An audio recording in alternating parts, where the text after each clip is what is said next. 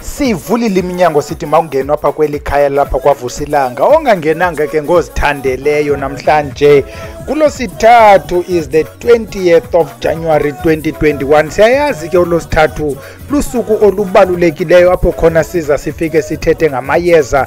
Namhlanje siphethe iyeza umkhanya kude. Yatsho igama lithi ukhanyuse kude ngoku phaya ukhanye. Bakhanya kakhulu kabantu balolusuku lanamhlanje, abantu bange-20 amatitshara kaloku lusuku lwabo lwanamhlanje bayakhanya ungathi nobuya phayana kwa-KFC. Lusuku lwabo kaloku kufuneka ungayi kwa-KFC nge-20 because lusuku lotitshara bayibetha ichwigcwale umntu ode ii-pieces embini ochopha phaa esitulweni atye olanda ezinye ezibini atye sithi ke kubotitshara lonwabeleni usuku lwenu lwange-20. Wena mntu ofika ke kweli khaya sithi ungashekeli ngasemva, subscribe and hit that notification ukwenzela uba otitshara nabo xa berholile bakukhumbule. Sizawungena ke namhlanje kuyo indima njengoba sisitsho kuba namhlanje is 20th is Wednesday. iWednesday lolo suku ke siphethe khona izinto ezinyangayo. Siphethe umkhanya kude, ngumthi omhle ke lo, ngumthi othandwa kakhulu ngomayezeni, ngumthi oyellowish green. Ngathi uyellow lento ingathi green lento ubhela afaka izipeks angayiboni noba i-whitish lento bu-creamish. Nguwo lo mthi, ngumthi oxhaphakileyo ke wena mntu walapha eMonti East London uzawufike umninzi lo mthi ekuthiwa ngumkhanya kude. Asizutsho ke babanye sebeyile bayawugawula ukhona umasipala uzamile ukutyala ke lo mthi ekuthiwa ngumkhanya kude. Sifuna ke wena mntu othi uba ulokwazi ngawo la mayeza uthathe igama leyeza ukwenzela uba uyozifundela, uyoziphandela, uyozizamela ukuze ulwazi lwakho lungapheleli kolulukabhele. Masingeneni ke kuwo amagama. The botanical name ke mntanomhle is Acacia xanthofolia. Sifuna ke wena mntu oyaziyo i-acacia uziyilandele yonke i-acacia family ukwenzela ubana xa uhlanganisa kakuhle uyidibanise yonke into elapha kule family. Ukuba uthi uyawufuna umkhanya kude, ufumana umkhanya kude kule family ye-acacia udibanise nezinye ezikwakuyo le family, but the family bayibiza uba yi-Fabaceae, but we used to call it i-acacia family, but ke bazawuthi yi-Fabaceae. But ke wena thetha ngayo i-acacia. Apha kuyo le family sifumana imithi enjenge-acacia caru. Ngumnga ke lowo, umnga xa ujongile ixolo limnyama, xa uxoza umnga apha ngaphakathi ubomvu. Abanye abantu ndathi ndibafotela umnga ndiwuxozile, umdlebe lowo, yabe ingumnga olapha kule ndawo ndihlala kuwo. Ukuba uyajonga kwakule family we also have enye i-acacia edumileyo, Acacia cafra. Sitheke xa sithetha ngecafra sathi ichaza ukubana yafunyanwa when they first catalogued it, or apho bayifumana ininzi khona kuse-Eastern Cape, that's why iCafra abantu bazawuzazi ke za Cafra wars endiphatha ubiza elinye igama ezawundibambisa nam, but uCafra means the Eastern Cape. I-Acacia cafra ngumazulu azayithole, ngumthole lowo nawo xa uxoza umthole ngaphakathi ubomvu. So le mithi ilapha kule family ubuninzi bayo ibomvu. There is another one enye acacia edumileyo is called Acacia tortilis. Bathi ngukusakha yedwa liyeza elihle. If uyalijonga elayeza is goldish, xa ulixoza ngaphakathi libomvu, but if you look at it outside is very nice, deep yellow goldish. Another one deep yellow goldish, but liyeza elihle. Abantu abamaziyo usakha yedwa yi-acacia nayo leyo. Ngamayeza abomvu ke ubuninzi bawo, eniphayana esikolweni kwaVusilanga when we talk about amayeza siwa classify into white, red, black, ured kukho red lo usekuphumeni kwelanga, ured osekutshoneni kwelanga, yonke le family ngured lo usekuphumeni kwelanga. Ngamayeza amahle ke lawo, ngamayeza esiguqula ngawo ke lawo. Sizawuthi xa sesingena endimeni uyive lento yokuguqula uba ingena phi xa sithetha ngawo umkhanya kude, liyeza elihle ke eli. I want to emphasize into ethi if ufuna ukusebenzisa umkhanya kude kwezi zathu sizawuzichaza, khawuzame ukuba ukhaphe ngamanye amayeza akwakuyo le family ye-acacia. Let's assist ke umntana esikolo ozawuthi yena uyogooglisha u-acacia. Xa ufikayo, xa usithi acacia, they will give you uvachelia.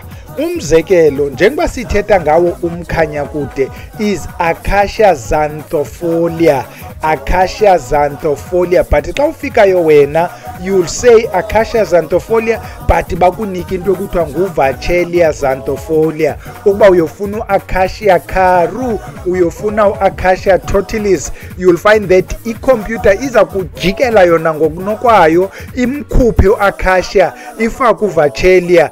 Kuhanjwa naye ke uvachelia. Abanye abantu are protesting, but ke it doesn't matter, umthi awutshintshanga. Yiyo ke lesithetha ngayo ivachelia xanthofolia, nguye lowo umkhanya kude. The English name ke mhlawumbi xa ufuna uyijonga nge-English name is called a fever tree, ngumthi we-fever. There are two arguments ke eziraiswayo kuba kutheni umkhanya kude kuthiwa i-fever tree. The first argument bathi ukufika kwemalaria, people realized ukuthi indawo enomkhanya kude or the fever tree ithandwa yimalaria, bade bathi nguwo lo mthi lusiphathela imalaria. They only realized later ukuthi hayi man, because lo mthi uthanda ukhula ngasemilanjeni and imalaria, that mosquito ekuthiwa yi-Anopheles, the female mosquito, yiyo le esiphathela imalaria and isuka ngasemlanjeni. Some people argue ukuthi it's called a fever tree because its bark is used to treat imalaria. Yiyo ke i-fever tree lesithetha ngayo umkhanya kude. Akhona ke namanye amagama esingafuna ungena kuwo because ke sifuna ungxamela kule ndawo bana wenzani lo mthi. Asizungena ke ukuthi medical, sifuna uyiyeka kule ndawo abantu bathi zinto zakho phela ngathi nguwe nawo umthe. Sifuna ukhawuleze sifike uba umayezeni uwenzani lo mthi umkhanya kude. We only grouped it kwizinto ezintathu. Uzayithatha ke wena uyithathe uyifake nakwezinye. Unumber 1, lo mthi umkhanya kude uyasetyenziswa xa kuguqulwa amayeza okulwa izimnyama, zichitho, migqwaliso, nabantu bekhupha izilwane, yonke nje into ibihlanganisa, yonke into ibisilwa. Xa iguqulwa mntana omhle, kaloku kufuneka ube mhle, uthandeke, ukhanya ukude. Yiloo nto bezawuthi xa bekuguqula bawufake umkhanya kude, bafake nomavula kuvale ukwenzela uba apho buvaleke khona ngenxa yazo ezi zilwane nayo le migqwaliso kutsho noko kuvuleke ukhanye. Remember, a person onesilwane, a person onesichitho, into zakhe ziyema, uyavaleka, uyalityalwa, akabonwa.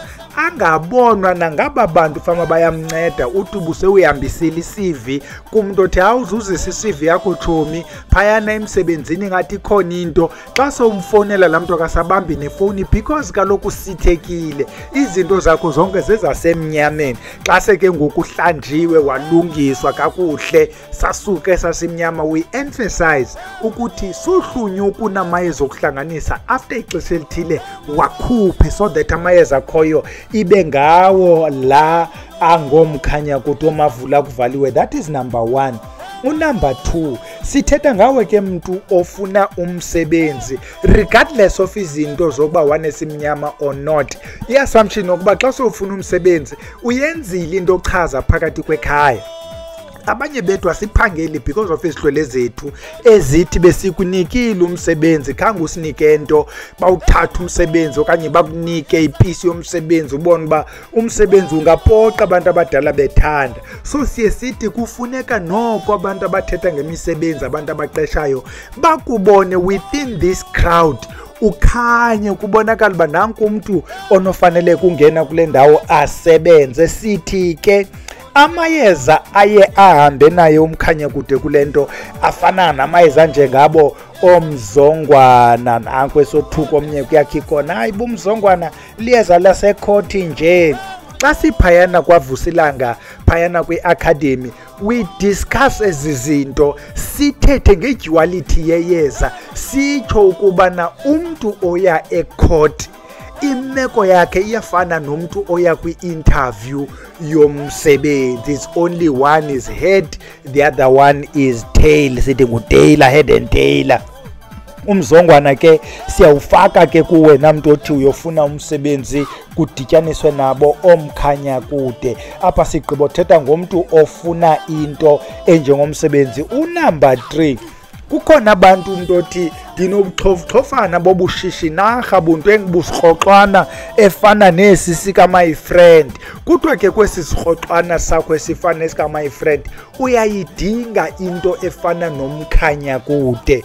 We mentioned ke sathi if usebenzisa umkhanyakude we advise ukuthi udibanise namanye amayeza ale family ngala mayeza abomvu. Wena mntu othi uzama into business uzama ukuthengisa, either you running presentations or you want people to come to your place kodwa ufuna ukhanya, sithi isakha yedwa siyangena kule ndawo. Let's discuss isakha yedwa because we may not find ixesha loba sithethe ngesakha yedwa. Sithathe le opportunity oba sincokola ngeAcacia family. Isakha yedwa ngumthi okhula kwindawo edry. Le ndawo ekhula isakha yedwa you'll find that ixesha eninzi yindawo too hot, yindawo umhlaba lo ongenazi nutrients. However lo mthi uyakhula man, ukhula very slow umthi wakhona kodwa ukhula and be respectable. Lo mthi around wona you notice ukuthi akukho nto ikhulayo within a distance. I observed lo mthi lona man into engangemeter to about 2 meters, sometimes more than 2 meters. Akubikho even a grass around lo mthi, ukhula uzimele poqo. The only thing ozayibona around lo mthi are insects. Uzawubona imbovane around lo mthi, ikhula lento ime yodwa poqo. Lo mthi uya i-roots zakhona zingena zibe deep, is able to extract amanzi kwilayer deep, uyazimela lo mthi. Wena mntu ke othi ufuna ibusiness you need such properties. Ume kule ndawo noba kho mntu mayo, ume wedwa kulo kona yakho. Sithi isakha yedwa is goldish, is a very nice tree, is a very attractive tree, even though ufana nje neminye iminga. Yonke into iyafana nomnga. Remember we said umnga esi-Acacia Caru is dark okanye uzawuthi umnyama ixolo. It's only when you peel it uzawufumana uba ubomvu njengayo lesithetha ngayisakha yedwa kuba nayo inside ibe bomvu. Sithi ke wena mntu othi ufuna ibusiness you need umnga, uyawunida lento esithi ngusakha yedwa, uyawunida umkhanyakude. Awukwazi ushiya umthole, yonke lento yile family i1. Sithetha ngawe ke mntu othi ufuna ibusiness uyifake lento kwizibungeza kokwenu, uyifake lento kwiziphondo zenzayo, kumayeza ochela ngayo ukuthi bonke abafuna elikhaya livuliwe mabangene. That was unumber 2. Sithetha ngomntu owenza ibusiness. Unumber 3, lo mthi umkhanyakude bakhona abawusebenzisa for izinto zobutsha. Ufumana siba le ndoda is a 49-year-old but hey kugugo thandayo usahamba phakathi yayibona mos le ndoda ithi ifuna intombi, yayifuna intombi. Uzawuthatha amayeza njengomkhanyakude adibanise noRosalina. Le ndoda ihamba icofa ke, ihamba icofa apha phakathi kwezilokhu, iyacofa le ndoda nomkhanyakude. Amachuku ewaxoxayo ngamachuku sisi nobhutu kuba ubuthethe nobani kodwa ubuthethe nami izolo. Yabona ke le ndoda inomkhanyakude wayo. Siye siyinqande ke into yokubana umntu afune amayeza ukwenzela ukuba ayohlukumeza abanye abantu, ubamba lo umuntu angene kuwe because utsalwa leli yeza lakho, within no time umshiyile, ungena kulo xa nayo qomba umgqibile, ungena kulo, before you know it ezanyembezi zaba bantu ndoda ndini sisindini, ezanyembezi zaba bantu, abantu bonke banezihlwele zabo. Siye sithi ke wena ndoda engakwazi ke uzimela ke ithi sizi ngicela inamba yakho, sekulula mos uba nte ngicela inamba yakho wayinikwa inamba hayi kuvunyiwe, yayekwa laa nto ukrwele umgca uwele lo mgca undivumile. Ukubana unaye lo umnye umtsale ngeyeza, why uzawuya kolandelayo, uye kolandelayo, uye izihlwele zabantu ziseza kusibetha zezi zinto zethu zokuhlukumeza. Pheza bhele ngokushumayela sithetha ngawo umkhanya kude, sithi bayawusebenzisa ke ukufuna intombi. Asimfuni kumntu ozawuze ekhaya athi tata uphele ndicela iyeza lentombi, asinalo. Hamba uye kubantu abangabanye bazakwenzela iyeza lentombi, thina siza kunika iyeza lokuba ukhuphise imnyama, iintombi zize kuwe kuba ungena simnyama. Ungathi wena ufuna iyeza lentombi asizukunika, sayiyeka loo nto. Sigqithe siye kunumber 4. Apha kwa-4, this is what we discuss ke phayana kwi-academy. We make examples. Sithi umabopha ngulo ubotshwe ngaye, xa sikukhulula sifaka umabopha. If upon listening to your story siyeva ubotshwe kumabopha, remember ukuba ubotshwe esidulini, it makes sense uba uyokhululwa esidulini.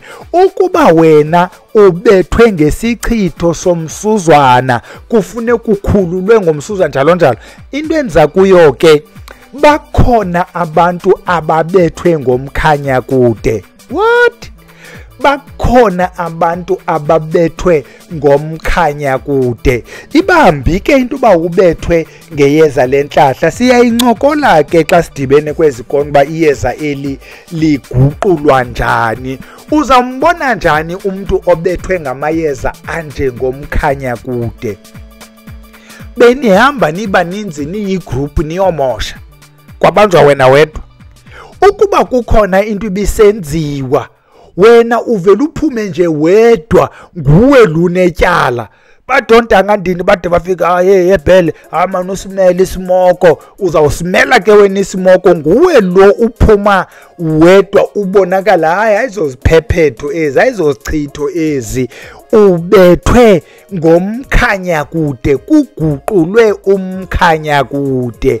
Zikhona ke ezinye izinto ezisetyenziswayo ukwenzela uba uphume nje wedwa, ubonakale uthi gqa, kuthi naxa kuleqwa wena wedwa nguwe lubanjwayo, kuhle nje uyabanjwa. Zikhona ezenza loo nto, kodwa ixesha elininzi ngumkhanya kude, kuguqulwe iyeza lenhlahla lasetyenziswa against wena, nezichitho ziyayenza loo nto. But kufuneka xa ulibalisa ibali lakho namathongo, xa ufika kumntu wamayeza abone uba wena ubethwe ngomkhanya kude, kufuneka ukhutshwe isimnyama ke, uphinde uvulwe kwangawo umkhanya kude. Ininzi ke into besizoyincokola ngawo umkhanya kude kwezinhle nezimbi, but sizawuyiyeka. Siyafuna nje ukuyi-emphasize into ethi uyavalwa ngeliyeza lenhlahla, zivalwe izinto zakho vinci, ungabonakali nangetshengele. Uba ngathi uyagqushalaza wena, izinto zakho azihambele indawo, uyazifaka i-CV ude udawuthi ukuba hey, inoba le CV inoba ikhona indlela ethile entsha yokwenza i-CV. Ezizam i-CV akubikho kwanto, baqeshiwe bonke ababeqeshekile emva kwam. Sithi uyakwazi uvalwa ngamayeza enhlahla, kodwa siyayiphinda-phinda into ethi iingxaki ezininzi zisesihlweleni. Ukuba isihlwele esi asikuncedisi, ndiphantsi ubiza igama elithukayo, ukuba isihlwele asikuncedisi, uyatyibilika wadomnye, utyibilika emrhudweni. Kodwa ke sithi uyatyibilika, hayi masiyeke ilale phambi koba ubhele angene emoyeni, kulaa mimoya ingendawo. Sizawudibana ke Saturday. Hey, Saturday sizabe siphethe omnye umba, ngumba esasikhe sawuphatha kodwa sabethwa yiyo le YouTube sikuyo. Besikhe sathetha ngezinto ezithi umuntu luthakathayo umbona njani. La video I remember mentioning ukuthi uYouTube ndifaka phansi koxinzelo luyayikhalazela le video bayicima ke xa ndiyojonga bayicimile. Sizayi-update siyiphinde umbona njani umthakathi. Sabe siphethe lonto sidibane Sunday apho sizabe sisithi tribute. Abantu ke ligama lithi tribute liyabasokolisa bacimba when you say we are paying tribute to uBhele kuthi uBhele ubhubhile. Eligama lithi to pay tribute or to pay homage, it means to honor. Siya honorisha, we will be paying tribute kuSomizi Mhlongo. Hey, sizawukhe sive ke i-homage to Somizi Mhlongo. Masiyeke nilale ke bantu abahle siyodibana Saturday apho sizabe sithetha khona ngabathakathi. Bazabe bekhona ke bezomamela ukuthi sibonwa njani, basihleke bathi ayikho yonke le thethwa nguBhele, asikho njalo. Sayiyeka le ayitshoyo masicamagusheni icamagu.